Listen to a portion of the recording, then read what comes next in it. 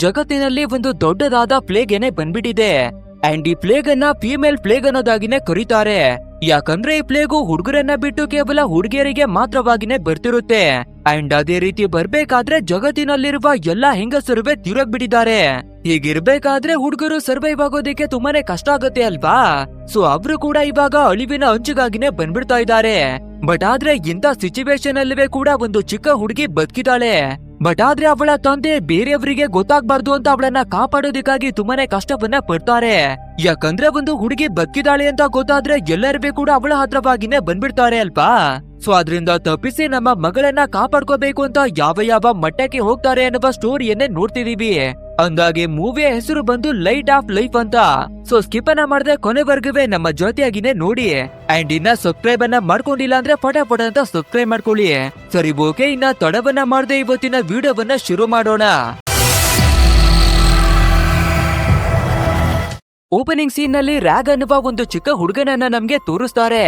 Actual ಆಗಿ ಹೇಳ್ಬೇಕು ಅಂದ್ರೆ ಇವನು ಹುಡುಗ ಅಲ್ಲ, ಬದಲಾಗಿ ಹುಡುಗಿ. ಬಟ್ ಆದ್ರೆ ಬೇರೆಯವರಿಗೆ ಗೊತ್ತಾಗ್ಬಾರ್ದು ಅಂತ ಇವಳ ಫಾದರ್ ರ್ಯಾಗ್ ಅನ್ನೋದಾಗಿ ಹೆಸರನ್ನ ಮಡ್ಗಿ ಹುಡುಗನ ಹಾಗೇನೆ ಬೆಳೆಸಿ ಬರ್ತಿದ್ದಾನೆ. ಅಂಡ್ ಇವಳ ಹ್ಯುಮಿನಿಟಿ ಪವರ್ ತುಂಬಾನೇ ಜಾಸ್ತಿ ಇರೋದ್ರಿಂದ ಆ ಪ್ಲೇಗ್ ನ ವಿರುದ್ಧ ಫೈಟ್ ಅನ್ನ ಮಾಡಿ ಇನ್ನವೇ ಬದುಕಿರೋದು.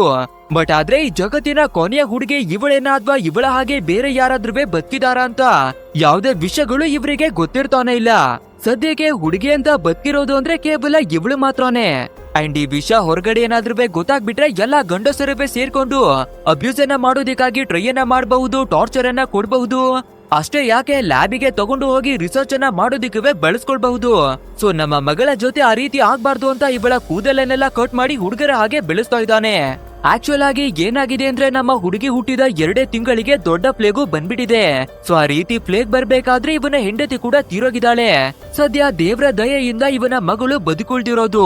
ಬಟ್ ಆದ್ರೆ ಅವಾಗಿಂದಾನೆ ಇವಳನ್ನ ಹೇಗೆ ಕಾಪಾಡ್ಕೋಬೇಕು ಅನ್ನುವ ಒಂದು ದೊಡ್ಡ ಚಾಲೆಂಜ್ ಅನ್ನ ಶುರುವಾಗಿರೋದು. ಸೊ ನಾವು ನಾರ್ಮಲ್ ಆದ ಜನಗಳ ಹತ್ರವಾಗಿ ಬದುಕೋದಿಕ್ಕಂತೂ ಆಗಲ್ಲ. ನಮ್ಮ ಮಗಳನ್ನ ಕಾಪಾಡ್ಕೋಬೇಕು ಅಂದ್ರೆ ಎಲ್ಲರಿಂದ ದೂರವಾಗ್ಲೇಬೇಕು ಅಂತ ಆ ಪುಟ್ಟ ಮಗುವನ್ನ ಎತ್ಕೊಂಡು ಕಾಡಿನಲ್ಲಿನೇ ವಾಸವಿದ್ದು ಬರ್ತಾ ಇದ್ದಾನೆ. ಅದು ಅಲ್ಲದೆ ಯಾವ ಗಂಡಸರ ಕಣ್ಣು ನಮ್ಮ ಮೇಲೆ ಬೀಳ್ಬಾರ್ದು ಅಂತ ಕಾಡಿನಲ್ಲಿದ್ರು ಕೂಡ ಅವಾಗ ಜಾಗವನ್ನ ಬದಲಾಯಿಸಿನೇ ಬರ್ತಿರ್ತಾನೆ. ಅಂಡ್ ಇವಾಗ್ಲೂ ಕೂಡ ಕಾಡಿನ ಮಧ್ಯಭಾಗದ ಒಂದು ಜಾಗದಲ್ಲಿ ಟೆಂಟ್ ಅನ್ನ ಹಾಕಿ ಕತ್ತಲೆ ಆಗೋದ್ರಿಂದ ಇಬ್ಬರವೇ ಒಳಗಡೆಗಾಗಿನೇ ಮಲ್ಕೋತಾರೆ. ಅಂಡ್ ಆ ರೀತಿ ಮಲ್ಗಿರ್ಬೇಕಾದ್ರೆ ನಮ್ಮ ಹೀರೋ ಮಗಳಿಗೆ ಒಂದು ಚಿಕ್ಕ ಸ್ಟೋರಿಯನ್ನುವೇ ಹೇಳ್ತಾನೆ. ಅದ್ರಲ್ಲಿ ಒಂದು ಹಿಸ್ಟಾರಿಕಲ್ ಲೇಡಿ ಯಾವಾಗ್ಲೂ ಧೈರ್ಯದಿಂದಾನೇ ಹೋರಾಡ್ತಿದ್ಲಂತೆ. ಸೊ ನೀನುವೇ ಕೂಡ ಅದೇ ರೀತಿ ಪವರ್ಫುಲ್ ಆಗಿನೇ ಹೋರಾಡ್ಬೇಕು ಅನ್ನೋದಾಗಿ ತುಂಬಾ ವಿಷಯಗಳನ್ನ ಹೇಳ್ಕೊತಾನೆ. ಇದನ್ನ ಕೇಳುವ ನಮ್ಮ ರ್ಯಾಗ್ ಕೂಡ ಅಪ್ಪ ನಿಜವಾಗ್ಲೂ ನಾನು ಈ ಜಗತ್ತಿನಲ್ಲಿ ಉಳಿದಿರುವ ಕೊನೆ ಹುಡುಗಿನ ಅನ್ನೋದಾಗಿನೇ ಕೇಳ್ಕೊತಾಳೆ. ಇದನ್ನ ಕೇಳುವ ತಂದೆ ಕೂಡ ಇಲ್ಲ ಕಣಮ್ಮ, ನಿನ್ನ ಹಾಗೆ ತುಂಬಾ ಜನರು ಬದುಕಿರಬಹುದು ಅಂಡ್ ಗಂಡಸರಿಂದ ತಪ್ಪಿಸ್ಕೊಳ್ಳೋದಿಕ್ಕೆ ಎಲ್ಲಾದ್ರೂ ಬಚ್ಚಿಟ್ಕೊಂಡಿರಬಹುದು ಅನ್ನೋದಾಗಿನೇ ಹೇಳ್ತಾನೆ. ಅಂಡ್ ಇದನ್ನ ಕೇಳುವ ನಮ್ಮ ರ್ಯಾಗ್ ಕೂಡ ಒಂದ್ ವೇಳೆ ಅವ್ರನ್ನ ಭೇಟಿ ಮಾಡಿದ್ರೆ ಖಂಡಿತ ನಾನು ಅವರ ಜೊತೆ ಮಾತಾಡಬಹುದು ಅನ್ನೋದಾಗಿನೇ ಕೇಳ್ತಾಳೆ. ಅಂದ್ರೆ ಈ ಮಾತಿಂದ ನಮ್ಗೆ ಕ್ಲೀನ್ ಆಗಿನೇ ಅರ್ಥವಾಗ್ಬಿಡುತ್ತೆ ನಮ್ಮ ರ್ಯಾಗು ಎಷ್ಟೊಂದು ಒಂಟಿಯಾಗಿನೇ ಫೀಲ್ ಆಗ್ತಿದ್ದಾಳೆ ಅಂತ. ಅಂದ್ರೆ ಫಾದರು ಯಾರ ಜೊತೆನವೇ ಮಾತಾಡೋ ಹಾಗಿಲ್ಲ, ಏನುವೇ ಇಲ್ಲ ಅಂತ ಸ್ಟ್ರಿಕ್ಟ್ ಆಗಿ ರೂಲ್ಸ್ ಅನ್ನ ಮಾಡಿದ್ದಾರೆ. ಸೊ ಅದೇ ರೀತಿ ನಮ್ಮ ಹುಡುಗಿ ಕೂಡ ತುಂಬಾನೇ ಒಂಟಿಯಾದ ಲೈಫ್ ಅನ್ನ ಕಳೀತಾ ಇದ್ದಾಳೆ. ಇನ್ನುವೇ ಸಿಂಪಲ್ ಆಗಿ ಹೇಳ್ಬೇಕು ಅಂದ್ರೆ ಮನುಷ್ಯರು ಯಾವ ರೀತಿ ಇರ್ತಾರೆ, ಅವರ ಬಿಹೇವಿಯರ್ ಏನು, ಸಿಟಿ ಅಂದ್ರೆ ಹೇಗಿರುತ್ತೆ, ಅವರು ಯಾವ್ಯಾವ ಕೆಲ್ಸವನ್ನ ಮಾಡ್ತಾರೆ ಅಂತ ಎಲ್ಲವನ್ನ ಇವಳು ಕೇವಲ ಬುಕ್ಸ್ ನಲ್ಲಿ ಓದಿ ಬಂದಿದ್ದಾಳೆ ಅಷ್ಟೇನೆ. ಅಂದ್ರೆ ನಮ್ಮ ಹೀರೋ ಇವಳನ್ನ ಪ್ರೊಟೆಕ್ಟ್ ಮಾಡೋದಿಕ್ಕಾಗಿ ಯಾವ ಲೆವೆಲ್ ಗಾಗಿನೇ ಬಂದಿದ್ದಾನೆ. ಬಟ್ ಆದ್ರೆ ಫಾದರ್ಗವೇ ಕೂಡ ಇದನ್ನ ಬಿಟ್ಟು ಬೇರೆ ಏನ್ ತಾನೇ ಮಾಡೋದಿಕ್ಕೆ ಆಗುತ್ತೆ ಅಲ್ವಾ. ನಮ್ಮ ಮಗಳನ್ನ ಕಾಪಾಡ್ಕೋಬೇಕು ಅಂದ್ರೆ ಒಂಟಿಯಾಗಿನೇ ಮಡಗ್ಬೇಕು ಅಂತ ಈ ರೀತಿಯಾಗಿ ಮಾಡಿದ್ದಾರೆ ಅಷ್ಟೇ. ಅಂಡ್ ಇವಾಗ ಇಬ್ರು ಕೂಡ ಮತ್ತೆ ಅದೇ ಟೆಂಟ್ ನ ಒಳಗಡೆನೆ ಮಲ್ಕೋತಾರೆ. ನೆಕ್ಸ್ಟ್ ಡೇ ಮಾರ್ನಿಂಗ್ ಆಗ್ಬೇಕಾದ್ರೆ ನಮ್ಮ ಹೀರೋ ಫುಡ್ ಅನ್ನ ಹುಡ್ಕೋಣ ಅಂತ ಹೊರಗಡೆಗಾಗಿನೇ ಬರ್ತಾನೆ. ಬಟ್ ಆದ್ರೆ ಇದೇ ಟೈಮಿಗೆ ಒಬ್ಬ ಮುದುಕ ಇವರ ಟೆಂಟ್ ಹತ್ರಕ್ಕಾಗಿನೇ ಬಂದ್ಬಿಡ್ತಾನೆ. ಸೊ ಇದನ್ನ ನೋಡುವ ಹೀರೋ ನಮ್ಮ ರ್ಯಾಗ್ಗೆ ಟೆಂಟ್ ನ ಒಳಗಡೆಗೆ ಓಡಿ ಹೋಗು ಅನ್ನೋದಾಗಿನೇ ಹೇಳ್ತಾನೆ. ಬಟ್ ಆದ್ರೆ ನಮ್ಮ ರ್ಯಾಗು ಇವನ ಮಾತನ್ನ ಕೇಳ್ದೆ ಸೈಲೆಂಟ್ ಆಗಿನೇ ನಿಂತಿರ್ತಾಳೆ. ಸರಿ ಓಕೆ ಅಂತ ನಮ್ಮ ಹೀರೋ ಕೂಡ ಮುದುಕನ ಹತ್ರಕ್ಕಾಗಿನೇ ಬಂದು ಏನಿಗೆ ಈ ಹೊತ್ತಿನಲ್ಲಿ ಕಾಡಿನ ಒಳಗಡೆ ಬಂದಿದ್ದೀರಾ ಅನ್ನೋದಾಗಿನೇ ಕೇಳ್ತಾನೆ. ಸೊ ಆ ಮುದುಕ ಕೂಡ ಫುಡ್ ಏನಾದ್ರೂ ಸಿಗುತ್ತಾ ಅನ್ನೋದಾಗಿ ಹುಡುಕಾಡಿನೇ ಬರ್ತಿದೆ ಅನ್ನೋದಾಗಿ ಹೇಳ್ಕೊತಾನೆ. ನಂತರ ನಮ್ಮ ರ್ಯಾಗನ್ನ ನೋಡಿ ಯಾರು ಈ ಹುಡುಗ ಅನ್ನೋದಾಗಿ ಕೇಳ್ಬೇಕಾದ್ರೆ ನಮ್ಮ ಹೀರೋ ಕೂಡ ನನ್ನ ಮಗ ಅನ್ನೋದಾಗಿನೇ ಹೇಳ್ಕೊತಾನೆ. ಅಂಡ್ ಇವಾಗ ಮುದುಕ ನೀವು ಅಪ್ಪ ಮಗ ಇಬ್ರೇನೆ ಕಾಡಿನಲ್ಲಿ ಇದೀರಾ ಅಂತ ಕೇಳ್ಬೇಕಾದ್ರೆ ಇಲ್ಲ ನನ್ನ ಇಬ್ಬರು ಫ್ರೆಂಡು ಕೂಡ ನಮ್ಮ ಜೊತೆಗಿನೇ ಇದ್ದಾರೆ, ಸದ್ಯಕ್ಕೆ ಫುಡ್ಡು ಮತ್ತೆ ಮರದ ತುಂಡುಗಳನ್ನ ತರೋದಿಕ್ಕೆ ಹೊರಗಡೆ ಹೋಗಿದ್ದಾರೆ ಅನ್ನೋದಾಗಿ ಹೇಳ್ಕೊತಾನೆ. ಯಾಕಂದ್ರೆ ಈ ಮುದುಕಾಗ್ಲಿ ಅಥವಾ ಇವನ ಕಡೆಯವರಾಗ್ಲಿ ಮತ್ತೆ ಬಂದು ತೊಂದ್ರೆಯನ್ನ ಕೊಡ್ಬಾರ್ದು ಅಂತ. ಅಂಡ್ ಈ ಮಾತನ್ನ ಕೇಳುವ ಮುದುಕ ಜಾಗದಿಂದ ಹೋಗ್ಬೇಕಾದ್ರೆ ನಮ್ಮ ಹೀರೋ ಮಗಳಿಗೆ ಸರಿಯಾಗಿನೇ ಬೈತಾನೆ. ಯಾಕಂದ್ರೆ ಟೆಂಟಿನ ಒಳಗಡೆ ಓಡಿ ಹೋಗು ಅಂದ್ರೆ ಇವನ ಮಾತನ್ನ ಕೇಳಿಲ್ಲ ಅಲ್ವಾ. ಸೊ ಅದಕ್ಕಾಗಿನೇ ಬೈತಿರ್ಬೇಕಾದ್ರೆ ನಮ್ಮ ಹುಡುಗಿ ಕೂಡ, ಅಪ್ಪ ನೀವು ಯಾವ್ದಾದ್ರು ಡೇಂಜರಸ್ ಆದ ಪ್ರಾಬ್ಲಮ್ ಬಂದ್ರೆ ಮಾತ್ರ ಓಡೋಗೋದಿಕ್ಕೆ ಹೇಳಿದ್ರಿ ಅಲ್ವಾ. ಸೊ ಈ ಮುದುಕನನ್ನ ನೋಡ್ಬೇಕಾದ್ರೆ ನನ್ಗೆ ಯಾವ್ದೇ ರೀತಿಯ ಪ್ರಾಬ್ಲಮ್ ಅನ್ಸಿಲ್ಲ, ಅದಕ್ಕಾಗಿನೇ ನಿಂತ್ಕೊಂಡೆ ಅನ್ನೋದಾಗಿ ಹೇಳ್ತಾಳೆ. ಅದು ಅಲ್ಲದೆ ನೀವು ಹೇಳುವ ಎಲ್ಲಾ ವಿಷಯಗಳನ್ನ ನಾನು ಕಣ್ಣು ಮುಚ್ಚಿ ನಂಬೋದಿಕ್ಕೆ ಆಗಲ್ಲ. ಸೊ ನನ್ಗೂ ಕೂಡ ಸರಿ ಯಾವ್ದು ತಪ್ಪ್ಯಾವ್ದು ಅಂತ ತಿಳ್ಕೊಳ್ಳೋದಿಕ್ಕೆ ಅವಕಾಶವನ್ನ ಕೊಡಿ ಅನ್ನೋದಾಗಿನೇ ಕೇಳ್ತಾಳೆ. ಅಂಡ್ ಇದೇ ವಿಷಯವನ್ನ ಇಟ್ಟು ಇಬ್ಬರ ನಡುವೆ ಒಂದು ಜಗಳ ಕೂಡ ಆಗುತ್ತೆ. ಸೊ ಫೈನಲಿ ನಮ್ಮ ಹೀರೋಗವೇ ಕೂಡ ಒಂದು ವಿಷಯ ರಿಯಲೈಸ್ ಆಗುತ್ತೆ. ಅಂದ್ರೆ ನಮ್ಮ ಮಗಳು ಇವಾಗ ಚೆನ್ನಾಗಿನೇ ಬೆಳ್ಕೊಂಡು ದೊಡ್ಡವಳಾಗಿ ಬೆಳೀತಾ ಇದ್ದಾಳೆ. ಸೊ ಇನ್ ಮುಂದೆ ನಾವು ರೂಲ್ಸ್ ಅನ್ನ ಹಾಕಿ ಒಂದೇ ಜಾಗದಲ್ಲಿ ಬಚ್ಚಿಡೋದಿಕ್ಕಂತೂ ಸಾಧ್ಯ ಇಲ್ಲ. ಸೊ ಅವಳಿಗೆ ಫ್ರೀಡಮ್ ಅನ್ನ ಕೊಟ್ಟು ಬೆಳ್ಸೋಣ ಅನ್ನೋದಾಗಿನೇ ಡಿಸೈಡ್ ಅನ್ನ ಮಾಡ್ಕೋತಾರೆ. ಆದ್ರೂ ಕೂಡ ನೀನು ಇನ್ನವೇ ಕೆಲವು ದಿನಗಳ ಕಾಲ ನನ್ನ ಮಾತನ್ನ ಕೇಳ್ಬೇಕು. ಸೊ ಇವಾಗ ಎಲ್ಲವನ್ನ ಪ್ಯಾಕ್ ಮಾಡ್ಕೊಂಡು ನಡಿ, ಜಾಗವನ್ನ ಬಿಟ್ಟು ಹೋಗ್ತಾ ಇದೀವಿ ಅಂತ ಹೇಳ್ತಾನೆ. ಯಾಕಂದ್ರೆ ಆ ಮುದುಕನಿಗೆ ಇವರು ಇದ್ದ ಜಾಗ ಗೊತ್ತಾಗ್ಬಿಟ್ಟಿದೆ ಅಲ್ವಾ. ಸೊ ಮತ್ತೆ ಅವನ ಗ್ಯಾಂಗ್ ಅನ್ನೇನಾದ್ರೂ ಕರ್ಕೊಂಡು ಬಂದು ಅಟ್ಯಾಕನ ಮಾಡುವ ಚಾನ್ಸಸ್ ಇದೆ. ಸೊ ಇವ್ರು ಇದೇ ಜಾಗದಲ್ಲಿ ಇದು ರಿಸ್ಕ್ ಅನ್ನ ತಗೊಳ್ಳೋದಕ್ಕೆ ಆಗಲ್ಲ ಅಂತ ಈ ಜಾಗವನ್ನ ಬಿಟ್ಟು ಹೋಗೋದಿಕ್ಕೆ ರೆಡಿ ಆಗಿದ್ದಾರೆ. ಅಂಡ್ ಅದೇ ರೀತಿ ಎಲ್ಲವನ್ನ ಪ್ಯಾಕ್ ಮಾಡ್ಕೊಂಡು ಬರ್ಬೇಕಾದ್ರೆ ಫೈನಲಿ ಕಾಡಿನ ಒಳಗಡೆ ಇರುವ ಒಂದು ಹಳೆ ಕಾಲದ ಮನೆ ಸಿಗುತ್ತೆ. ಅಂಡ್ ಇವಾಗ ಮನೆ ಕೂಡ ಪಾಳು ಬಿದ್ದು ಜನರೇ ಇಲ್ದೇ ಇರುವ ಸಿಚುವೇಶನ್ ಗೆ ಬಂದಿದೆ. ಅಂಡ್ ಇವ್ರು ಆ ಮನೆ ಒಳಗಡೆಗೆ ಹೋಗೋದಕ್ಕಿಂತ ಮುಂಚೆ ಇವರ ಹತ್ರ ಇರುವ ಕೆಲವು ಬೇಕಾದ ಥಿಂಗ್ಸ್ ಗಳನ್ನ ಮರದ ಕೆಳಗಡೆ ಬಚ್ಚಿಟ್ಟು ಮಡಗ್ತಾರೆ. ಯಾಕಂದ್ರೆ ಈ ಮನೆಯಲ್ಲಿ ನಮ್ಗೆ ಎಂತ ಸಿಚುವೇಶನ್ ಗಳು ಬರುತ್ತೋ ಗೊತ್ತಿಲ್ಲ. ಒಂದ್ ವೇಳೆ ಯಾವ್ದಾದ್ರು ಅಪಾಯ ಬಂದ್ರೆ ಮನೆ ಒಳಗಡೆ ಇರುವ ವಸ್ತುವನ್ನ ಎತ್ಕೊಂಡು ಹೋಗೋದಿಕ್ಕೆ ಆಗಲ್ಲ. ಸೊ ಮೊದ್ಲು ಆ ಮನೆಯಿಂದ ಹೊರಗಡೆಗಾಗಿ ಓಡಿ ಬರೋಣ, ಆ ನಂತರ ಇಲ್ಲಿ ಬಚ್ಚು ಮಡಗಿರುವ ವಸ್ತುಗಳನ್ನ ಎತ್ಕೊಂಡು ಹೋಗ್ಬಹುದು ಅಂತ ಕೆಲವೊಂದಷ್ಟು ವಸ್ತುಗಳನ್ನ ಮರದ ಕೆಳಗಡೆನೆ ಬಚ್ಚು ಮಡುತ್ತಾರೆ. ಅಂಡ್ ಅದೇ ರೀತಿಯ ಮನೆ ಒಳಗಡೆ ಬರ್ಬೇಕಾದ್ರೆ ನಮ್ಮ ಹೀರೋ ಕೂಡ ಒಂದು ಗೋಡಿಯನ್ನ ಒಡೆದು ಹಾಕಿ ಒಂದು ಎಮರ್ಜೆನ್ಸಿ ಡೋರ್ ಅನ್ನುವೇ ಕೂಡ ರೆಡಿ ಮಾಡ್ಕೊಳ್ತಾನೆ. ನಂತರ ಸಂಜೆ ಆಗ್ಬೇಕಾದ್ರೆ ನಮ್ಮ ಹೀರೋ ಮನೆಯಿಂದ ಹೊರಗೆ ಬಂದು ಕುಕಿಂಗ್ ಮಾಡೋದಿಕ್ಕಾಗಿ ಕುಳಿತಿರ್ತಾನೆ. ಅಂಡ್ ಇದೇ ರೀತಿ ಕುಳಿತಿರ್ಬೇಕಾದ್ರೆ ನಮ್ಮ ಹೀರೋಗೆ ಈ ಪ್ಲೇಗು ಬರೋದಕ್ಕಿಂತ ಮುಂಚೆ ಇವನ ಲೈಫ್ ಯಾವ ರೀತಿ ಇತ್ತು ಅಂತ ಎಲ್ಲಾ ವಿಷಯವೇ ನೆನ್ಪಾಗುತ್ತೆ. ಅಂದ್ರೆ ಇವನ ಹೆಂಡತಿ ಜೊತೆ ಇವನು ನೆಮ್ಮದಿಯಾಗಿ ಬದುಕಿದ ಕ್ಷಣಗಳು ನೆನ್ಪಾಗ್ತಿರುತ್ತೆ. ಬಟ್ ಆದ್ರೆ ಇದೇ ಟೈಮಿಗೆ ಸರಿಯಾಗಿ ನಮ್ಮ ರ್ಯಾಗು ವಿಜುವಲ್ ಅನ್ನ ಕೊಟ್ಟು ಒಂದು ಸಿಗ್ನಲ್ ಅನ್ನ ಕೊಡ್ತಿರ್ತಾಳೆ. ಅಂದ್ರೆ ಎಮರ್ಜೆನ್ಸಿ ಸಿಚುವೇಶನ್ ಬಂದಾಗ ವಿಜುವಲ್ ಅನ್ನ ಕೊಡ್ಬೇಕು ಅನ್ನೋದಾಗಿನೇ ಕಲ್ಸಿಕೊಟ್ಟಿರ್ತಾನೆ. ಸೊ ಇವಾಗ ಅದೇ ರೀತಿ ಸಿಗ್ನಲ್ ಅನ್ನ ಕೊಡ್ಬೇಕಾದ್ರೆ ಯಾವ್ದೋ ಡೇಂಜರಸ್ ಆದ ಸಿಚುವೇಶನ್ ಬಂದಿದೆ ಅಂತ ನಮ್ಮ ರ್ಯಾಗನ್ನ ಹುಡಿಕೊಂಡು ಓಡಿನೇ ಬಂದ್ಬಿಡ್ತಾನೆ. ಸೊ ಏನಮ್ಮಾಯ್ತು, ಏನಕ್ಕೆ ಸಿಗ್ನಲ್ ಅನ್ನ ಕೊಡ್ತಿದ್ಯಾ ಅಂತ ನಮ್ಮ ಹೀರೋ ಕೂಡ ಕೇಳ್ಬೇಕಾದ್ರೆ ಆಕ್ಚುಲ್ ಆಗಿ ಇವಳು ಒಂದು ಶೆಡ್ ನ ಒಳಗಡೆ ಎಲ್ಲವನ್ನ ಸರ್ಚ್ ಮಾಡಿ ಬರ್ತಿರ್ಬೇಕಾದ್ರೆ ಇಬ್ಬರು ಲೇಡಿ ತುಂಬಾನೇ ವಿಚಿತ್ರವಾಗಿ ಸತ್ತು ಬಿದ್ದಿರೋದನ್ನ ನೋಡಿದಾಳೆ. ಸೊ ಅದನ್ನ ನೋಡಿನೇ ಹೆದರ್ಕೊಂಡು ನಮ್ಮ ಹೀರೋವನ್ನ ಕರ್ತಿರೋದು. ಅಂಡ್ ಇವನು ಕೂಡ ಬಂದು ನೋಡ್ಬೇಕಾದ್ರೆ ಅವರು ನಾರ್ಮಲ್ ಆಗಿ ಪ್ಲೇಗ್ ನಿಂದ ತೀರಿ ಹೋಗಿಲ್ಲ, ಬದಲಾಗಿ ಬೇರೆ ಯಾವ್ದೋ ಘಟನೆಯಿಂದ ತೀರಿ ಹೋಗಿರೋದು. ಯಾಕಂದ್ರೆ ಯಾರು ಪ್ಲೇಗ್ ಬಂದು ಸಾಯ್ತಾರೋ ಅವರ ಬಾಡಿಯನ್ನ ಅವರ ರಿಲೇಟಿವ್ ಗಳು ಸರಿಯಾದ ರೀತಿಯಲ್ಲಿ ಮಣ್ಣನ್ನ ಮಾಡ್ತಾರೆ. ಬಟ್ ಆದ್ರೆ ಇವರ ಬಾಡಿಗಳು ಇರ್ತಾ ಇರುವ ಸಿಚುವೇಶನ್ ಅನ್ನ ನೋಡ್ಬೇಕಾದ್ರೆ ಖಂಡಿತ ಇವರ ಜೊತೆ ಯಾವ್ದೋ ಗಂಭೀರವಾದ ಘಟನೆ ನಡೆದಿರೋದಾಗಿ ಗೊತ್ತಾಗುತ್ತೆ. ಅಂಡ್ ಅವತ್ತು ನೈಟ್ ಆಗ್ಬೇಕಾದ್ರೆ ಇನ್ನವೇ ನಮ್ಮ ರ್ಯಾಗ್ಗೆ ಆ ಘಟನೆಯನ್ನ ಮರೆಯೋದಿಕ್ಕಾಗಿ ಆಗ್ತಿಲ್ಲ. ಸೊ ಆ ಹೆಂಗಸರು ಏನಕ್ಕೆ ಆ ರೀತಿ ತೀರೋದ್ರು ಅಂತ ನಮ್ಮ ರ್ಯಾಗು ಕೇಳ್ಕೋಬೇಕಾದ್ರೆ ಇವಾಗ ನಮ್ಮ ಹೀರೋ ಕೂಡ ಒಂದು ವಿಷಯವನ್ನ ಹೇಳ್ತಾನೆ. ಹೆಂಗಸರಿಗೆ ಕೇವಲ ಪ್ಲೇಗೇನೆ ಒಂದು ದೊಡ್ಡ ಪ್ರಾಬ್ಲಮ್ ಆಗಿ ಬಂದಿಲ್ಲ, ಆ ಪ್ಲೇಗ್ ಅನ್ನ ಬಿಟ್ಟು ಇನ್ನವೇ ದೊಡ್ಡ ದೊಡ್ಡ ಪ್ರಾಬ್ಲಮ್ಗಳು ಇದಾವೆ. ಅಂದ್ರೆ ಎಲ್ಲಾ ಹುಡುಗಿಯರೇ ತೀರೋಗ್ಬೇಕಾದ್ರೆ ಹುಡುಗರು ಅವರ ಕಂಟ್ರೋಲ್ ಅನ್ನ ಕಳ್ಕೊಂಡು ಹುಚ್ಚರಾಗುವ ಸಿಚುವೇಶನ್ ಗೆ ಬಂದ್ಬಿಟ್ಟಿದ್ದಾರೆ. ಸಂಪೂರ್ಣ ಮನುಷ್ಯ ಕುಲನೇ ನಾಶವಾಗ್ಬಿಡುತ್ತೆ ಅಂತ ಎಲ್ಲರೂ ವೈಲೆಂಟ್ ಆಗ್ಬಿಟ್ಟಿದ್ದಾರೆ. ಅದು ಅಲ್ಲದೆ ಇವಾಗ ಎಲ್ಲ ಕಡೆನೂ ಬರೀ ಗಂಡಸರೇ ಇರೋದ್ರಿಂದ ಯಾವುದೇ ದಯೆ ಕರುಣೆ ಏನು ಇಲ್ದೆ ಎಲ್ಲಾ ಕಂಟ್ರೋಲ್ ಅನ್ನವೇ ಕಳ್ಕೊಂಡಿದ್ದಾರೆ ಅನ್ನೋದಾಗಿ ನಮ್ಮ ಹೀರೋ ಎಲ್ಲಾ ವಿಷಯಗಳನ್ನ ಹೇಳ್ಕೊತಾನೆ. ಹಾಗಿದ್ರೆ ಎಲ್ಲಾ ಗಂಡಸರುವೆ ಕೆಟ್ಟವರಾಗ್ಬಿಟ್ಟಿದ್ದಾರೆ ಅನ್ನೋದಾಗಿ ನಮ್ಮ ರ್ಯಾಗ್ ಕೂಡ ಅರ್ಥ ಮಾಡ್ಕೋತಾಳೆ. ಅಂಡ್ ಇದೇ ರೀತಿ ಮಾತಾಡ್ಕೊಂಡು ಇಬ್ರು ಮಲ್ಕೋತಾರೆ. ನಂತರ ನೆಕ್ಸ್ಟ್ ಡೇ ಮಾರ್ನಿಂಗ್ ಆಗ್ಬೇಕಾದ್ರೆ ಸೂಪರ್ ಆಗಿನೇ ರೆಡಿಯಾಗಿ ನಮ್ಮ ರ್ಯಾಗ್ ಅನ್ನವೇ ಕೂಡ ಹುಡುಗನ ಹಾಗೇನೆ ಎಲ್ಲಾ ಗೆಟಪ್ ಅನ್ನವೇ ಹಾಕಿ ಮಾರ್ಕೆಟ್ ನ ಒಳಗಡೆ ಕೆಲವು ವಸ್ತುಗಳನ್ನ ಪರ್ಚೇಸ್ ಮಾಡೋದಿಕ್ಕಾಗಿನೇ ಬರ್ತಾರೆ. ಬಟ್ ಆದ್ರೆ ಈ ರೀತಿ ನಡ್ಕೊಳ್ತಿರೋದು ನಮ್ಮ ರ್ಯಾಗ್ಗೆ ಒಂದು ಸ್ವಲ್ಪನೇ ಇಷ್ಟವಾಗಲ್ಲ. ನಮ್ಗೆ ಇಷ್ಟ ಬಂದಾಗೆ ಬದುಕೋದಿಕ್ಕಾಗಿ ನಮ್ಮ ಫಾದರ್ ಬಿಡ್ತಾನೆ ಇಲ್ಲ. ಅದು ಅಲ್ಲದೆ ನಮ್ಗೆ ಬೇಕಾಗಿರುವ ವಸ್ತುಗಳನ್ನ ನಾವೇನೆ ಪರ್ಚೇಸ್ ಮಾಡಬಹುದು. ಬಟ್ ಆದ್ರೆ ನಮ್ಮ ಫಾದರು ಅದಕ್ಕೆ ಕೂಡ ಪರ್ಮಿಷನ್ ಅನ್ನ ಕೊಡ್ತಾ ಇಲ್ಲ ಅಂತ ಯಾವಾಗ್ಲೂ ಯೋಚಿಸ್ತಾಳೆ. ಅಂಡ್ ಇದನ್ನೆಲ್ಲ ನೋಡ್ಬೇಕಾದ್ರೆ ನಮ್ಮ ಹೀರೋಗವೇ ಕೂಡ ಮಗಳನ್ನ ಅವಳ ಸ್ವತಂತ್ರವಾಗಿ ಬಿಡ್ಬೇಕು ಅಂತ ಫೀಲ್ ಆಗ್ತಿರುತ್ತೆ. ಸರಿ ಓಕೆ ಮಗ್ಲೇ, ಇವಾಗ ನಾವು ಸೂಪರ್ ಮಾರ್ಕೆಟ್ ಗೆ ಹೋಗಿ ಕೆಲವೊಂದಷ್ಟು ವಸ್ತುಗಳನ್ನ ತರೋಣ ಅಂತ ಹೇಳ್ತಾನೆ. ಬಟ್ ಆದ್ರೆ ನಮ್ಮ ರ್ಯಾಗ್ಗೆ ಕೆಲವೊಂದಷ್ಟು ಬುಕ್ ಅನ್ನ ತಗೊಳ್ಳೋದಿಕ್ಕಾಗಿ ಆಸೆ ಇರುತ್ತೆ.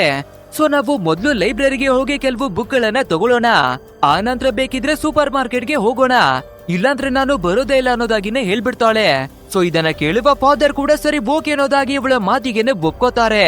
ಅಂಡ್ ಅದೇ ರೀತಿ ಇವರಿಗೆ ಬೇಕಾಗಿರುವ ಕೆಲವೊಂದಷ್ಟು ವಸ್ತುಗಳನ್ನ ಪರ್ಚೇಸ್ ಮಾಡಿ ಅದ್ರ ಬಿಲ್ಲಿಂಗ್ ಅನ್ನ ಹಾಕ್ಸಿ ಕ್ಯಾಶ್ ಅನ್ನ ಕೊಡೋಣ ಅನ್ನೋದಾಗಿ ಬಿಲ್ಲಿಂಗ್ ಕೌಂಟರ್ಗೆ ಬರ್ಬೇಕಾದ್ರೆ ಅಲ್ಲಿ ವರ್ಕ್ ಅನ್ನ ಮಾಡುವ ಎಂಪ್ಲಾಯಿ ನಮ್ಮ ರ್ಯಾಗ್ ಅನ್ನ ನೋಡಿ ಈ ಚಿಕ್ಕ ಹುಡುಗ ಯಾರು ಅನ್ನೋದಾಗಿ ಕ್ವಶನ್ ಗಳನ್ನ ಮಾಡ್ತಾನೆ.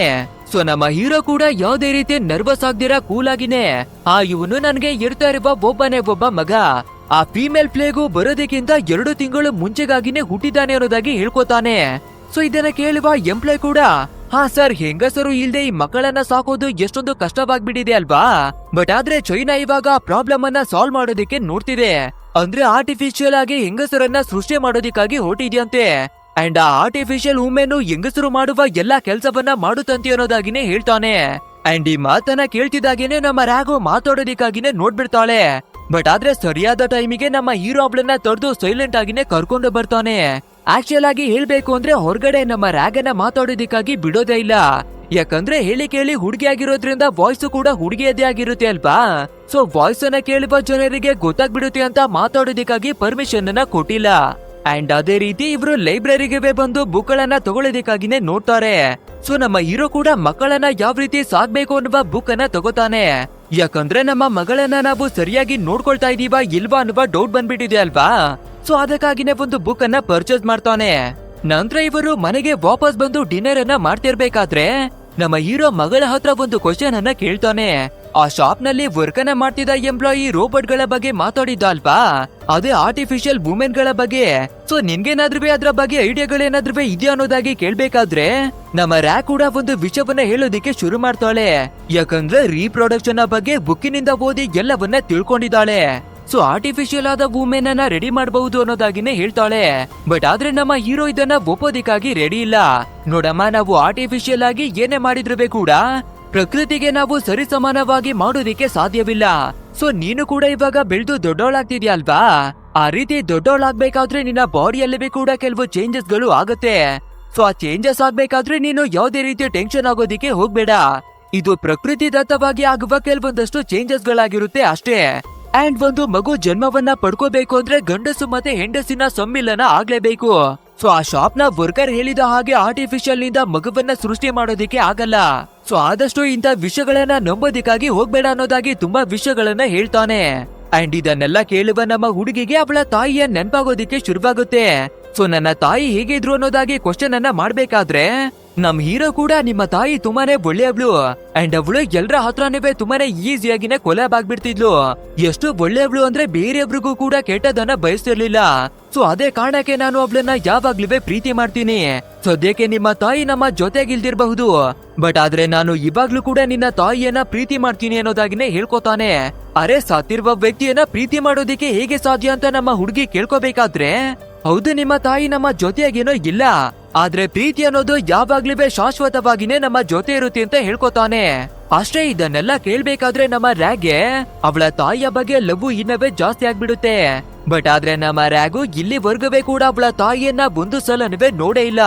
ಅಂಡ್ ಇಲ್ಲಿಗೆ ಸೀನನ್ನ ಕಟ್ ಮಾಡಿ ನೆಕ್ಸ್ಟ್ ಡೇ ಮಾರ್ನಿಂಗ್ ಆಗ್ಬೇಕಾದ್ರೆ ನಮ್ಮ ಹೀರೋ ಕೂಡ ಅವನ ಪಾಡಿಗೆ ಅವನ ಕೆಲ್ಸವನ್ನ ಮಾಡ್ತಿರ್ತಾನೆ. ಬಟ್ ಆದ್ರೆ ಹೊರಗಡೆಯಿಂದ ಕೆಲವು ವಿಚಿತ್ರವಾದ ಸೌಂಡ್ಗಳು ಕೇಳಿಸ್ಬೇಕಾದ್ರೆ ವಿಂಡೋವಲ್ಲಿ ನೋಡಿದ್ರೆ ಯಾರೋ ಒಂದಷ್ಟು ವ್ಯಕ್ತಿಗಳು ಇವರ ಮನೆ ಕಡೆಗಾಗಿನೇ ಬರ್ತಿದ್ದಾರೆ. ಅಷ್ಟೇ, ಇದನ್ನ ನೋಡುವ ನಮ್ಮ ಹೀರೋ ಫಾಟ್ ಅಂತ ರ್ಯಾಗ್ ಅನ್ನ ಕರ್ಕೊಂಡು ಬಂದು ಒಂದು ಅಲ್ಮಾರಿ ಒಳಗಡೆನೆ ಬಚ್ಚಿ ಮಡುಕ್ತಾನೆ. ಆ ನಂತರ ಡೋರ್ನ ಹತ್ರಕ್ಕೆ ಬಂದು ಏನಕ್ಕಾಗಿ ಬಂದಿದ್ದೀರಾ, ನಮ್ಮ ಮನೆಯಲ್ಲಿ ಏನ್ಬೇ ಸಿಗಲ್ಲ, ಹೊರಟೋಗ್ಬಿಡಿ ಅನ್ನೋದಾಗಿನೇ ಹೇಳ್ತಾನೆ. ಅಂಡ್ ಅವ್ರು ಕೂಡ ಸ್ವಲ್ಪ ದೂರದಲ್ಲಿ ನಮ್ಮ ಗಾಡಿ ಕೆಟ್ಟೋಗ್ಬಿಟ್ಟಿದೆ, ಸೊ ನಿಮ್ಮ ಹತ್ರ ಗ್ಯಾಸ್ ಏನಾದ್ರೂ ಸಿಗುತ್ತಾ ಅನ್ನೋದಾಗಿ ಕೇಳ್ಕೊಂಡು ಬಂದ್ವಿ ಅನ್ನೋದಾಗಿನೇ ಹೇಳ್ಕೊತಾರೆ. ಆದ್ರಿಂದ ನಮ್ಮ ಹೀರೋ ಯಾವ್ದೇ ಗ್ಯಾಸ್ ಇವೇ ಇಲ್ಲ, ಏನ್ವೇ ಇಲ್ಲ, ಹೊರಟೋಗ್ಬಿಡಿ ಅನ್ನೋದಾಗಿ ಹೇಳ್ತಾನೆ. ಸರ್, ತುಂಬಾ ದೂರದಿಂದ ನಾವು ನಡ್ಕೊಂಡು ಇಲ್ಲಿಗಾಗಿನೇ ಬಂದಿದೀವಿ, ಗ್ಯಾಸ್ ಸಿಕ್ಕಿಲ್ಲ ಅಂದ್ರೆ ಏನಾಯ್ತು, ಸ್ವಲ್ಪ ಹೊತ್ತು ಆರಾಮನ ಮಾಡಿ ಹೋಗ್ತೀವಿ, ಡೋರನ್ನ ಓಪನ್ ಮಾಡಿ ಅನ್ನೋದಾಗಿನೇ ಕೇಳ್ತಾರೆ. ಬಟ್ ಆದ್ರೆ ನಮ್ಮ ಹೀರೋ ಒಳಗಡೆಗಾಗಿ ನಾನು ಅಲವನ್ನ ಮಾಡೋಕಾಗಲ್ಲ, ಹೊರಟೋಗ್ಬಿಡಿ ಅನ್ನೋದಾಗಿನೇ ಹೇಳ್ತಿರ್ತಾನೆ. ಅಂಡ್ ಒಬ್ಬ ವ್ಯಕ್ತಿ ಅಂತೂ ನೀವೇನೆ ಅಲ್ವಾ ನೆನ್ನೆ ಸೂಪರ್ ಮಾರ್ಕೆಟ್ಗೆ ಒಂದು ಹುಡುಗನ ಜೊತೆ ಬಂದಿದ್ದು ಅನ್ನೋದಾಗಿ ಹೇಳ್ಬಿಡ್ತಾನೆ. ಅಷ್ಟೇ, ಈ ಮಾತನ್ನ ಕೇಳ್ಬೇಕಾದ್ರೆ ನಮ್ಮ ಹೀರೋ ಇವಾಗ ನರ್ವಸ್ ಆಗ್ಬಿಡ್ತಾನೆ. ಆದ್ರೂ ಕೂಡ ನೀವು ಯಾರ ಬಗ್ಗೆ ಮಾತಾಡ್ತಾ ಇದೀರೋ ನನ್ಗಂತವೇ ಗೊತ್ತಿಲ್ಲ. ಸೊ ನಾನು ಯಾವ್ದೇ ಸೂಪರ್ ಮಾರ್ಕೆಟ್ಗೆ ಹೋಗಿಲ್ಲ, ಎಲ್ಗಿವೆ ಹೋಗಿಲ್ಲ, ದಯವಿಟ್ಟು ಇಲ್ಲಿಂದ ಹೊರಟೋಗ್ಬಿಡಿ ಅನ್ನೋದಾಗಿನೇ ಹೇಳ್ತಾನೆ. ಆದ್ರೆ ಆ ವ್ಯಕ್ತಿಗಳು ಇವನ ಮಾತನ್ನ ಕೇಳೋದಿಕ್ಕೆ ಬಿಲ್ಕುಲ್ ರೆಡಿ ಇಲ್ಲ ಅನ್ಸುತ್ತೆ. ಸೊ ಡೋರನ್ನ ಒಡೆದು ಹಾಕಿ ಒಳಗಡೆ ಬರೋದಕ್ಕಾಗಿನೇ ನೋಡ್ತಿದ್ದಾರೆ. ಅಂಡ್ ಇದನ್ನ ತಿಳ್ಕೊಳ್ಳುವ ನಮ್ಮ ಹೀರೋ ಕೂಡ ಈ ಮನೆ ಒಳಗಡೆಗೆ ಬರ್ಬೇಕಾದ್ರೆ ಒಂದು ಎಮರ್ಜೆನ್ಸಿ ಎಕ್ಸಿಟ್ ಅನ್ನ ಮಾಡ್ಕೊಂಡಿದ್ದ ಅಲ್ವಾ. ಸೊ ಅದ್ರ ಮುಖಾಂತರನೇ ನಮ್ಮ ರ್ಯಾಗನ್ ಕರ್ಕೊಂಡು ಹೊರಗಡೆಗಾಗಿನೇ ತಪ್ಪಿಸ್ಕೊಂಡು ಬರ್ತಾರೆ. ನಂತರ ಒಂದು ಮರದ ಕೆಳಗಡೆ ಕೆಲವೊಂದಷ್ಟು ಲಗೇಜ್ ಗಳನ್ನ ಮಡಿಕೊಂಡಿದ್ರು ಅಲ್ವಾ. ಸೊ ಆ ಲಗೇಜ್ ಅನ್ನವೇ ಎತ್ಕೊಂಡು ಆ ಜಾಗದಿಂದಾನೇ ಎಸ್ಕೇಪ್ ಆಗಿ ಬರ್ತಾರೆ. ಅಂಡ್ ಈ ಕಡೆ ನೋಡಿದ್ರೆ ಆ ಗೂಂಡಗಳು ಡೋರನ್ನ ಒಡೆದು ಹಾಕಿ ಮನೆ ಒಳಗಡೆಗಾಗಿನೇ ಬಂದಿದ್ದಾರೆ. ಬಟ್ ಆದ್ರೆ ಇಷ್ಟು ಹೊತ್ತಿಗೆ ನಮ್ಮ ಹೀರೋ ರ್ಯಾಗನ್ನ ಕರ್ಕೊಂಡು ಒಂದು ಚರ್ಚಿನ ಒಳಗಡೆಗೆನೆ ಬಂದಿದ್ದಾನೆ. ಅಂಡ್ ಇವಾಗ ನಮ್ಮ ರ್ಯಾಗ್ ಕೂಡ ಅಪ್ಪ ಅವರೆಲ್ಲ ಯಾರು ಅನ್ನೋದಾಗಿ ಕೇಳ್ಬೇಕಾದ್ರೆ, ನೋಡಮ್ಮ ಆಕ್ಚುಯಲ್ ಆಗಿ ಹೇಳ್ಬೇಕು ಅಂದ್ರೆ ಅವರು ಗೂಂಡಾಗಳು. ಅಂದ್ರೆ ಯಾರು ಒಂಟಿಯಾಗಿರ್ತಾರೋ ಅವರ ಮೇಲೆ ಅಟ್ಯಾಕ್ ಅನ್ನ ಮಾಡಿ ಅವರ ಹತ್ರ ಇರುವ ಫುಡ್ ಥಿಂಗ್ಸ್ ಎಲ್ಲವನ್ನ ತಗೋತಾರೆ. ಅದು ಅಲ್ಲದೆ ಅಂತವ್ರ ಕೈಗೆ ಹುಡುಗಿ ಏನಾದ್ರೂ ಸಿಗ್ಬಿಟ್ರೆ ಅವಳ ಕಥೆಯನ್ನೇ ಮುಗೀತು ಅನ್ನೋದಾಗಿನೇ ಹೇಳ್ತಾನೆ. ಅಷ್ಟೇ ಇದನ್ನ ಕೇಳುವ ನಮ್ಮ ರ್ಯಾಗು ಸ್ವಲ್ಪ ಭಯವನ್ನ ಪಡ್ಕೊಂಡು, ಹಾಗಿದ್ರೆ ಅಪ್ಪ ನೀವಿಲ್ಲ ಅಂದಿದ್ರೆ ನನ್ನ ಗತಿ ಏನಾಗಿರ್ತಿತ್ತೋ ಏನೋ ಅನ್ನೋದಾಗಿನೇ ಕೇಳ್ತಾಳೆ. ಮತ್ತೆ ನೆನೆ ನಾವು ಸೂಪರ್ ಮಾರ್ಕೆಟ್ಗೆ ಹೋಗಿ ಫುಡ್ ಎಲ್ಲವನ್ನ ತಂದಿದ್ವಿ ಅಲ್ವಾ. ಸೊ ಅದೆಲ್ಲವನ್ನ ಮನೆಯಲ್ಲೇ ಬಿಟ್ಟು ಬಂದ್ಬಿಟ್ಟಿದೀವಿ, ವೇಸ್ಟ್ ಆಗ್ಬಿಡುತ್ತೆ ಅನ್ನೋದಾಗಿ ಹೇಳ್ಬೇಕಾದ್ರೆ, ಅಮ್ಮ ತಾಯಿ ಫುಡ್ ಹೋದ್ರೆ ಹೋಯ್ತು ಬಿಟ್ಟಾಕು, ಸದ್ಯಕ್ಕೆ ನಿನ್ನನ್ನ ಸೇಫ್ ಆಗಿನೇ ಇಲ್ಲಿಗೆ ಕರ್ಕೊಂಡು ಬಂದಿದ್ದೀನಿ ಅಲ್ವಾ, ಇದಕ್ಕಿಂತ ಖುಷಿ ವಿಷಯ ಬೇರೆ ಏನ್ವೇ ಇಲ್ಲ ಅನ್ನೋದಾಗಿನೇ ಹೇಳ್ಕೊತಾನೆ. ಅದು ಅಲ್ಲದೆ ನಾವು ಏನನ್ನ ಕಳ್ಕೊತೀವೋ ಅದ್ರ ಬಗ್ಗೆ ನಾವು ತುಂಬಾ ಯೋಚನೆ ಮಾಡ್ಬಾರ್ದು. ಬಟ್ ಆದ್ರೆ ಮುಂದಕ್ಕೆ ನಾವು ಏನನ್ನ ಮಾಡ್ಬೇಕು, ನಮ್ಮ ಕೈಯಲ್ಲಿರೋದನ್ನ ಯಾವ ರೀತಿ ಪ್ರೊಟೆಕ್ಟ್ ಮಾಡ್ಕೋಬೇಕು ಅಂತ, ಸೋಲನ್ನ ಒಕ್ಕೊಳ್ತೀರಾ ನಾವು ಕಷ್ಟವನ್ನ ಪಡ್ಬೇಕು ಅಂತ ತುಂಬಾನೇ ಮೋಟಿವೇಶನ್ ಅನ್ನ ಕೊಡ್ತಾರೆ. ಆ ನಂತರ ಮಾರ್ನಿಂಗ್ ಆಗ್ತಿದ್ದಾಗೇನೆ ನಮ್ಮ ಹೀರೋ ಈ ಚರ್ಚನವೇ ಬಿಟ್ಟು ಸೇಫ್ ಆದ ಜಾಗಕ್ಕೆ ಹೋಗೋದಿಕ್ಕಾಗಿ ರೆಡಿ ಆಗ್ತಾನೆ. ಯಾಕಂದ್ರೆ ನಮ್ಮ ಬಗ್ಗೆ ತುಂಬಾ ಜನರಿಗೆ ಆಲ್ರೆಡಿ ಗೊತ್ತಾಗ್ಬಿಟ್ಟಿದೆ ಅನ್ಸುತ್ತೆ. ಸೊ ಅದರಿಂದ ಎಲ್ಲರಿಗೂ ಫಾಲೋವನ್ನ ಮಾಡ್ಕೊಂಡು ಬಂದು ನಮ್ಗೆ ಟಾರ್ಚರ್ ಅನ್ನ ಕೊಡೋದಿಕ್ಕಾಗಿನೇ ನೋಡ್ತಿದ್ದಾರೆ. ಸೊ ಇವಾಗ ನಮ್ಮ ಹತ್ರ ಬೇರೆ ದಾರಿ ಇಲ್ಲ, ಹಳೆಯದಾದ ಗ್ರ್ಯಾಂಡ್ ಮದರ್ ನ ಮನೆಗೆ ಹೋಗೋಣ ಅನ್ನೋದಾಗಿನೇ ರೆಡಿ ಆಗ್ತಾನೆ. ಸೊ ಅದೇ ರೀತಿ ನಮ್ಮ ರ್ಯಾಗೆ ಎಲ್ಲಾ ವಿಷಯಗಳನ್ನ ಹೇಳ್ಕೋಬೇಕಾದ್ರೆ, ನಿಮ್ಮ ಗ್ರ್ಯಾಂಡ್ ಮದರ್ ನ ಮನೆ ತುಂಬಾನೇ ಸೇಫ್ ಆಗಿದೆ ಅಂದ್ರೆ ಇಷ್ಟು ದಿನ ಏನಕ್ಕಾಗಿ ಹೇಳಿಲ್ಲ, ಅಲ್ಲಿ ಇಲ್ಲಿ ಅಲ್ಕೊಂಡು ಇಷ್ಟೊಂದು ಕಷ್ಟವನ್ನ ಪಡೋದ್ರ ಬದಲು ನಾವು ನೇರವಾಗಿ ನಿಮ್ಮ ಗ್ರ್ಯಾಂಡ್ ಮದರ್ ಅವರ ಮನೆಗೇನೆ ಹೋಗಬಹುದಿತ್ತು ಅಂತ ಕೇಳ್ತಾಳೆ. ಹೌದು, ಆ ಜಾಗ ತುಂಬಾನೇ ಸೇಫ್ ಆಗೇನೋ ಇದೆ, ಬಟ್ ಆದ್ರೆ ಗ್ರ್ಯಾಂಡ್ ಮದರ್ ನ ಮನೆ ಇರೋದು ತುಂಬಾನೇ ಬೆಟ್ಟಗಳ ನಡುವೆ ಇರುವ ಒಂದು ದಟ್ಟವಾದ ಕಾಡಿನಲ್ಲಿ. ಅಂಡ್ ಅಲ್ಲಿಗೆ ಹೋಗೋದು ಕೂಡ ತುಂಬಾನೇ ಕಷ್ಟ. ಅದು ಅಲ್ಲದೆ ತಿನ್ನೋದಿಕ್ಕೆ ಸರಿಯಾಗಿ ಫುಡ್ವೇ ಸಿಗೋದಿಲ್ಲ, ಯಾವುದೇ ಮಾರ್ಕೆಟ್ ಹತ್ರ ಇಲ್ಲ. ಸೊ ಅಲ್ಲಿ ಬದುಕೋದು ತುಂಬಾನೇ ಕಷ್ಟ ಅನ್ನೋದಾಗಿ ನಮ್ಮ ಹೀರೋ ಎಲ್ಲವನ್ನ ಹೇಳ್ಕೋಬೇಕಾದ್ರೆ, ನಮ್ಮ ರ್ಯಾಗ್ ಕೂಡ ಈ ವಿಷಯವನ್ನ ಕೇಳಿ ಸಾರಿಯನ್ನ ಕೇಳ್ಕೊತಾಳೆ. ನನ್ಗೇನಿಕೆ ಸಾರಿಯನ್ನ ಕೇಳ್ತಿದ್ಯಾ ಅಂತ ನಮ್ಮ ಹೀರೋ ಕೇಳ್ಬೇಕಾದ್ರೆ, ಯಾಕಂದ್ರೆ ಕೇವಲ ನನ್ನ ಕಾರಣದಿಂದ ನೀವು ಎಷ್ಟೆಲ್ಲ ಕಷ್ಟವನ್ನ ಪಡ್ತಿದ್ದೀರಾ. ಸೊ ಇವತ್ತಿನ ನಿಮ್ಮ ಸಿಚುವೇಶನ್ಗೆ ನಾನೇನೆ ಕಾರಣ ಅಲ್ವಾ ಅನ್ನೋದಾಗಿನೇ ಹೇಳ್ತಾಳೆ. ಏನಮ್ಮ ಮಾತಾಡ್ತಿದ್ಯಾ, ನಿನ್ಗೆ ಅರ್ಥನಾದ್ರೂ ಆಗ್ತಿದ್ಯಾ? ನಾನು ಬೇರೆ ಯಾರಿಗೂ ಅಲ್ಲ, ನಿನ್ನ ಸ್ವಂತ ತಂದೆ ಕಣಮ್ಮ. ನಿನ್ನನ್ನ ರಕ್ಷಣೆ ಮಾಡೋದು ನನ್ನ ಕರ್ತವ್ಯ. ಅಂಡ್ ನಿನ್ನನ್ನ ಸೇಫ್ ಆಗಿ ಮಡ್ಗೋದಿಕ್ಕೆ ನಾನು ನನ್ನ ಪ್ರಾಣವನ್ನ ಕೊಡೋದಿಕ್ಕೆ ರೆಡಿಯಾಗಿದ್ದೀನಿ. ಸೊ ನೀನು ಚಿಂತೆಯನ್ನ ಮಾಡ್ಬೇಡ, ಯಾವಾಗ್ಲೂ ನಿನ್ನನ್ನ ಪ್ರೊಟೆಕ್ಟ್ ಮಾಡ್ತೀನಿ ಅನ್ನೋದಾಗಿನೇ ಹೇಳ್ತಾರೆ. ನಂತರ ಸರಿ ಓಕೆ ಅಂತ ಇಬ್ರು ಕೂಡ ಎಲ್ಲವನ್ನ ಪ್ಯಾಕ್ ಮಾಡ್ಕೊಂಡು ಇವರ ಗ್ರ್ಯಾಂಡ್ ಮದರ್ ನ ಮನೆ ಕಡೆಗಾಗಿನೇ ಹೊರಡ್ತಾರೆ. ಆದ್ರೆ ಇಬ್ರು ಕೂಡ ನಡ್ಕೊಂಡೆ ಗ್ರ್ಯಾಂಡ್ ಮದರ್ ನ ಮನೆವರೆಗೂ ತಲುಪೋದಿಕ್ಕೆ ಆಗಲ್ಲ, ಯಾಕಂದ್ರೆ ತುಂಬಾನೇ ದೂರದ ಜಾಗದಲ್ಲಿದೆ ಇವರ ಗ್ರ್ಯಾಂಡ್ ಮದರ್ ಮನೆ. ಸೊ ಆದಷ್ಟು ಬೇಗ ಒಂದು ಹೈವೇಗೆ ಹೋಗಿ ಅಲ್ಲಿ ಹೋಗುವ ವೆಹಿಕಲ್ ನಿಂದ ಹೆಲ್ಪ್ ಅನ್ನ ತಗೋಬೇಕು. ಸೊ ಅದೇ ರೀತಿ ಲಿಫ್ಟ್ ಅನ್ನ ಕೇಳ್ಕೊಂಡು ಇಬ್ರು ಟ್ರೈ ಅನ್ನ ಮಾಡ್ಬೇಕಾದ್ರೆ, ಸೊ ಫೈನಲಿ ಒಂದು ಕಾರ್ ಕೂಡ ಇಬ್ರಿಗೆ ಲಿಫ್ಟ್ ಅನ್ನ ಕೊಡೋದಿಕ್ಕಾಗಿ ನಿಲ್ಸುತ್ತೆ. ಅಂಡ್ ಆ ಕಾರ್ ನಲ್ಲಿ ಬಂದಿರುವ ವ್ಯಕ್ತಿ ತುಂಬಾನೇ ಯಂಗ್ ಆಗಿ ಮತ್ತೆ ಸ್ಮಾರ್ಟ್ ಆಗಿದ್ದಾನೆ.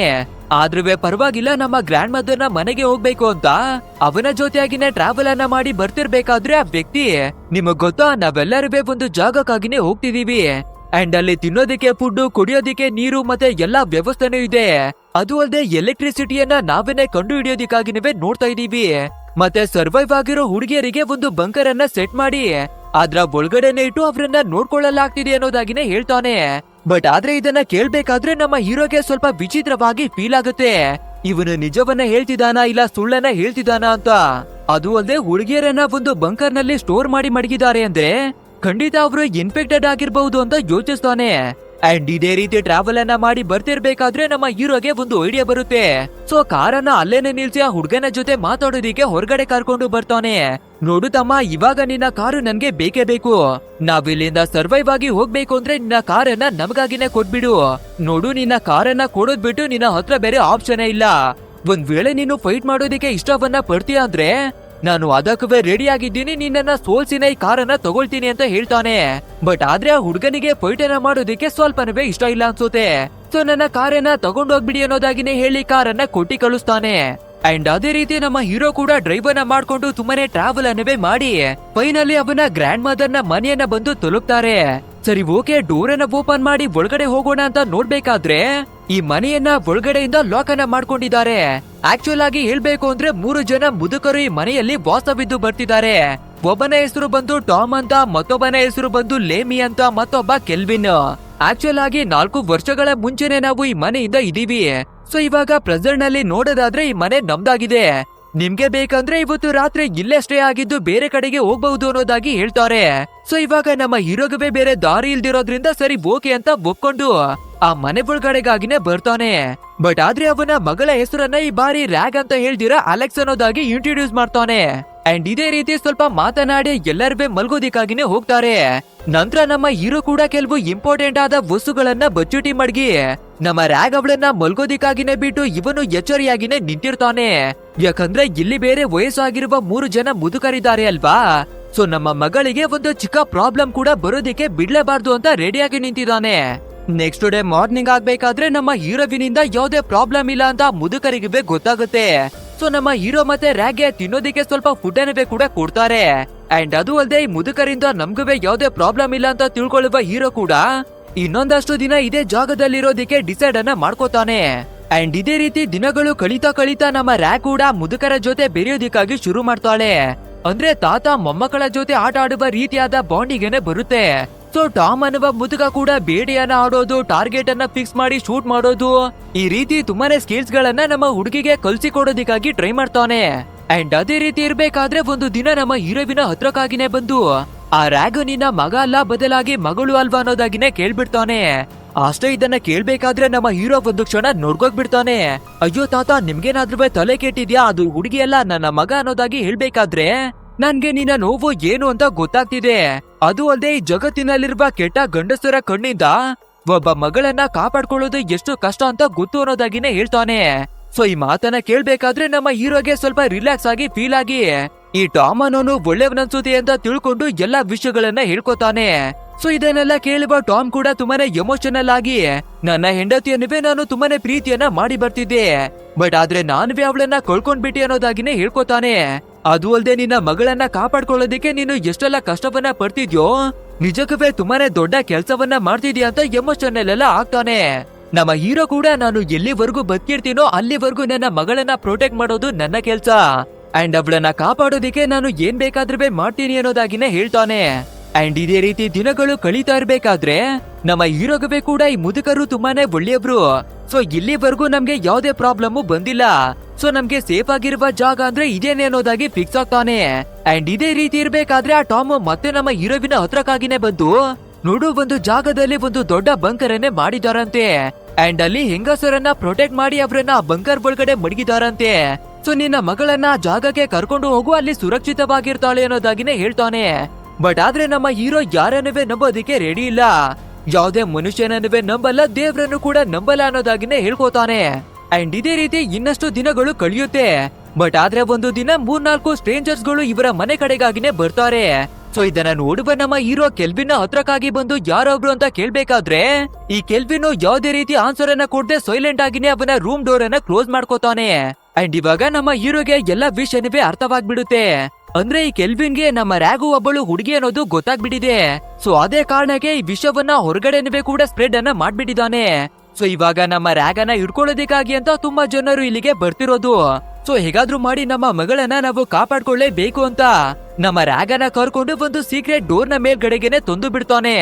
ಆಕ್ಚುಲ್ ಆಗಿ ಮೇಲ್ಗಡೆ ಇರುವ ವಿಂಡೋವಿನ ಮುಖಾಂತರ ನಮ್ಮ ರ್ಯಾಗ್ ಅವಳನ್ನ ಎಸ್ಕೇಪ್ ಮಾಡಿ ಕಳ್ಸೋಣ ಅಂತ ಈ ಜಾಗಕ್ಕೆ ನಮ್ಮ ಹೀರೋ ಕರ್ಕೊಂಡು ಬಂದಿರೋದು.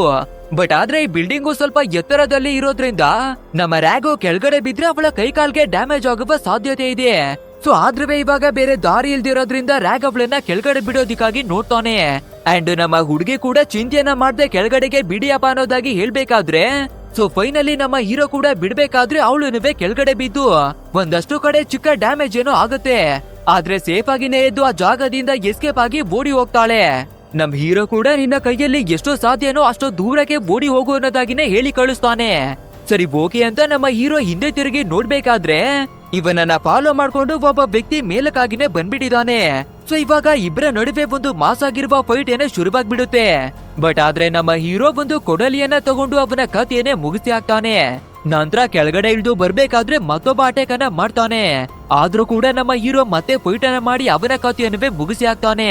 ಸರಿ ಓಕೆ, ಟಾಮ್ ಮತ್ತೆ ಲೆಮಿ ಅವ್ರನ್ನ ನೋಡೋಣ ಅಂತ ಹುಡುಕಿ ಬಂದು ನೋಡ್ಬೇಕಾದ್ರೆ ಆ ಮುದುಕರ ಕಥೆಯನ್ನುವೇ ಕೂಡ ಆಲ್ರೆಡಿ ಮುಗಿಸಿ ಹಾಕ್ಬಿಟ್ಟಿದ್ದಾರೆ. ಸರಿ ಓಕೆ, ಮೊದ್ಲು ಈ ಮನೆಯಿಂದ ನಾವು ಎಸ್ಕೇಪ್ ಆಗಿ ಮಗಳ ಹತ್ರ ಓಡಿ ಹೋಗೋಣ ಅಂತ ನೋಡ್ತಾನೆ. ಅಂಡ್ ಅದೇ ರೀತಿ ಹೊರಗಡೆ ಬರ್ತಿರ್ಬೇಕಾದ್ರೆ ಮತ್ತೊಬ್ಬ ವ್ಯಕ್ತಿ ನಮ್ಮ ಹೀರೋವಿನ ಮೇಲೆ ಅಟ್ಯಾಕ್ ಮಾಡ್ತಾನೆ. ಸೊ ಇವಾಗ ಮತ್ತೆ ಇಬ್ಬರ ನಡುವೆ ಒಂದು ಕ್ರೇಜಿ ಆದ ಫೈಟ್ ಶುರುವಾಗುತ್ತೆ. ಬಟ್ ಆದ್ರೆ ಇಲ್ಲಿವರೆಗೂ ನಮ್ಮ ಹೀರೋ ಫೈಟ್ ಅನ್ನ ಮಾಡಿ ತುಂಬಾನೇ ಟಯರ್ಡ್ ಆಗ್ಬಿಟ್ಟಿದ್ದಾನೆ ಅಲ್ವಾ. ಸೊ ಇವಾಗ ಇವನ ಜೊತೆ ಫೈಟ್ ಅನ್ನ ಮಾಡುವಷ್ಟು ಪವರು ನಮ್ಮ ಹೀರೋವಿನಲ್ಲಿ ಇರೋದಿಲ್ಲ. ಅಂಡ್ ಆ ವಿಲನ್ ಕೂಡ ನಮ್ಮ ಹೀರೋವಿನ ಕಥೆಯನ್ನ ಮುಗಿಸ್ಬಿಡ್ತಾ ಇದ್ದಾನೆ ಅನ್ನುವ ಕೊನೆ ಕ್ಷಣದಲ್ಲಿ ಸರಿಯಾದ ಟೈಮಿಗೆ ನಮ್ಮ ರ್ಯಾಗು ಬಂದೂಕನ್ನ ಎತ್ಕೊಂಡು ಬಂದು ನಿಂತ್ಕೋತಾಳೆ. ನಂತರ ಟಾರ್ಗೆಟ್ ಅನ್ನ ಫಿಕ್ಸ್ ಮಾಡಿ ಆ ಎನಿಮಿಯ ಕಥೆಯನ್ನುವೇ ಕೂಡ ವುಡಿಸ್ ಮಾಡ್ತಾಳೆ. ಯಾಕಂದ್ರೆ ಟಾಮು ಬೇಟೆ ಆಡೋದನ್ನ ಶೂಟ್ ಮಾಡೋದನ್ನ ಕಲಿಸಿಕೊಟ್ಟಿದ್ದ ಅಲ್ವಾ. ಸೊ ಇವಾಗ ಅದೇ ಸ್ಕಿಲ್ ಅನ್ನ ಯೂಸ್ ಮಾಡಿ ಸೂಪರ್ ಆಗಿನೇ ಕತೆ ಮುಗಿಸ್ತಾಳೆ. ಬಟ್ ಆದ್ರೆ ನಮ್ಮ ಹೀರೋವಿನ ಪರಿಸ್ಥಿತಿ ತುಂಬಾನೇ ಹಾಳಾಗಿ ಸಾಯುವ ಸಿಚುವೇಶನ್ ಗೆನೆ ಬಂದ್ಬಿಡ್ತಾ ಇದ್ದಾನೆ. ಆದ್ರೂ ಕೂಡ ನಮ್ಮ ರ್ಯಾಗು ಹೆಲ್ಪ್ ಅನ್ನ ಮಾಡಿ ಪಕ್ಕದಲ್ಲಿರುವ ಒಂದು ಶೆಡ್ ಗೆನೆ ಕರ್ಕೊಂಡು ಹೋಗ್ತಾಳೆ. ಅಂಡ್ ಆ ರೀತಿ ಕರ್ಕೊಂಡು ಬರ್ಬೇಕಾದ್ರೆ ನಮ್ಮ ಹೀರೋ ಕೂಡ ಅನ್ಕಾನ್ಶಿಯಸ್ ಆಗಿ ಮಲ್ಕೋಬಿಡ್ತಾನೆ. ನಂತರ ಇವನಿಗೆ ಕಾನ್ಶಿಯಸ್ ಬಂದು ಎಚ್ಚರಿಯಾಗಿ ನೋಡ್ಬೇಕಾದ್ರೆ ನಮ್ಮ ರ್ಯಾಗು ಎಲ್ಲನವೇ ಕಾಣಿಸ್ತಾನೆ ಇಲ್ಲ. ಸೊ ನಮ್ಮ ಮಗಳು ಎಲ್ಲಿ ಹೋದ್ಲು ಅಂತ ಭಯವನ್ನ ಪಡ್ಕೊಂಡು ಹೊರಗಡೆ ಬಂದು ನೋಡ್ಬೇಕಾದ್ರೆ ಇವರಿಗೆ ಬೇಕಾದ ಕೆಲವೊಂದಷ್ಟು ಇಂಪಾರ್ಟೆಂಟ್ ಆದ ವಸ್ತುಗಳನ್ನ ಎಳ್ಕೊಂಡು ಬರ್ತಿರ್ತಾಳೆ. ಅಷ್ಟೇನೆ ಇದನ್ನ ನೋಡುವ ನಮ್ಮ ಹೀರೋ ತುಂಬಾನೇ ಎಮೋಷನಲ್ ಆಗಿ ಬಂದು ತಪ್ಕೋತಾನೆ. ನಂತರ ಇದೇ ರೀತಿಯಾಗಿ ಇನ್ನಷ್ಟು ದಿನಗಳು ಕಳಿಯುತ್ತೆ. ಅಂಡ್ ಇವಾಗ ಎಲ್ಲ ರೆಸ್ಪಾನ್ಸಿಬಿಲಿಟಿಯನ್ನ ತಗೊಂಡಿರೋದು ನಮ್ಮ ರ್ಯಾಗೇನೆ. ಅಂದ್ರೆ ಇವನ ಗಾಯಗಳಿಗೆ ಔಷಧಿಯನ್ನ ಹಚ್ಚೋದಾಗಿರ್ಬಹುದು, ಫುಡ್ ಅನ್ನ ರೆಡಿ ಮಾಡೋದಾಗಿರ್ಬಹುದು, ಅಥವಾ ಕಾಡಿಗೆ ಹೋಗಿ ಮರಗಳ ತುಂಡನ ತರೋದಾಗಿರ್ಬಹುದು, ಎಲ್ಲ ಕೆಲ್ಸವನ್ನ ನಮ್ಮ ಹುಡುಗಿನೇ ಮಾಡ್ತಿದ್ದಾಳೆ. ಸೊ ಇದನ್ನ ನೋಡ್ಬೇಕಾದ್ರೆ ನಮ್ಮ ಹೀರೋಗೆ ಕೂಡ ಒಂದು ನಂಬಿಕೆ ಬರುತ್ತೆ, ನಾವು ಇಲ್ಲ ಅಂದ್ರೆ ಕೂಡ ನಮ್ಮ ಮಗಳು ಈ ಜಗತ್ತಿನಲ್ಲಿ ಸರ್ವೈವ್ ಆಗ್ತಾಳೆ. ಸೊ ಇವಾಗ ಅವಳು ಒಂಟಿಯಾಗಿ ಬೆಳೆಯೋದಿಕ್ಕೆ ಎಲ್ಲಾ ರೀತಿ ತಯಾರಾಗಿದ್ದಾಳೆ ಅಂತ ತಿಳ್ಕೊತಾನೆ. ಸೊ ಇವಾಗ ನಮ್ಮ ಹುಡುಗಿಯನ್ನ ಹತ್ರಕ್ಕಾಗಿನೇ ಕರೆದು, ನೋಡಮ್ಮ, ನನ್ನ ಸಿಚುವೇಶನ್ ಅನ್ನ ನೋಡ್ತಾ ಇದ್ರೆ ನಾನು ಹೆಚ್ಚು ದಿನಗಳ ಕಾಲವಾಗಿ ಬದುಕಲ್ಲ ಅನ್ಸುತ್ತೆ. ಸೊ ಇನ್ ಮುಂದೆ ನೀನು ಒಂಟಿಯಾಗಿನೇ ನಿನ್ನ ಲೈಫ್ ಅನ್ನ ನೋಡ್ಕೋಬೇಕು ಅನ್ನೋದಾಗಿ ಹೇಳ್ಬೇಕಾದ್ರೆ ನಮ್ಮ ಹುಡುಗಿ ಮಾಸ್ ಆಗಿನೇ ತಂದೆಯನ್ನ ಹಿಡ್ಕೊಂಡು, ಅಪ್ಪ ನೀನು ಚಿಂತೆಯನ್ನ ಮಾಡ್ಬೇಡ, ನಿನ್ನನ್ನ ಮೊದ್ಲಿನ ಹಾಗೆ ಮಾಡೋದು ನನ್ನ ಜವಾಬ್ದಾರಿ. ಸೊ ನನ್ಗೆ ನಿನ್ನನ್ನ ಬಿಟ್ರೆ ಈ ಜಗತ್ತಿನಲ್ಲಿ ಯಾರುವೇ ಇಲ್ಲ. ಸೊ ನಿನ್ಗೆ ಏನುವೇ ಆಗೋದಿಕ್ಕೆ ನಾನು ಬಿಡೋದಿಲ್ಲ ಅನ್ನೋದಾಗಿ ಧೈರ್ಯವನ್ನ ಕೊಟ್ಟು ಮದರ್ನ ಹಾಗೆ ಟ್ರೀಟ್ಮೆಂಟ್ ಅನ್ನ ಕೊಡೋದಿಕ್ಕಾಗಿ ಶುರು ಮಾಡ್ಕೋತಾಳೆ. ಅಂಡ್ ಇಲ್ಲಿಗೆ ನಮ್ಮ ಇವತ್ತಿನ ಸ್ಟೋರಿ ಕೂಡ ಎಂಡ್ ಆಗುತ್ತೆ. ಗೈಸ್, ಈ ಮೂವಿ ಹೇಗಿತ್ತು ಅಂತ ತಪ್ಪದೆ ನಮ್ಗೆ ಕಮೆಂಟ್ ಮೂಲಕ ತಿಳಿಸಿ. ಹಾಗೆ ವಿಡಿಯೋ ಏನಾದ್ರೂ ಇಷ್ಟವಾಗಿದ್ರೆ ಒಂದು ಲೈಕ್ ಅನ್ನ ಕೊಟ್ಟು ನಮ್ಮ ಚಾನೆಲ್ ಅನ್ನ ಸಬ್ಸ್ಕ್ರೈಬ್ ಮಾಡ್ಕೊಳ್ಳಿ. ಸರಿ ಓಕೆ, ಮುಂದಿನ ಒಂದು ಅದ್ಭುತವಾದ ವಿಡಿಯೋದಲ್ಲಿ ಭೇಟಿ ಆಗೋಣ. So thanks for watching guys and take care of your self.